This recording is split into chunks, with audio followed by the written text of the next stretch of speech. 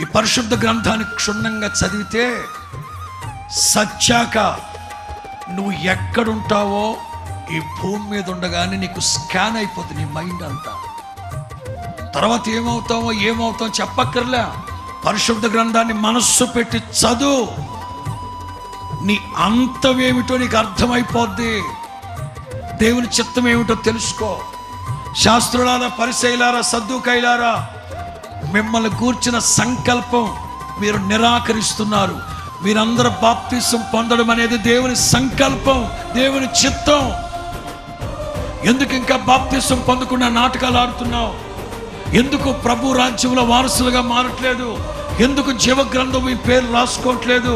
ఎంతకాలం లోకం లోకం లోకం పాపంలోనే ఉన్నావు.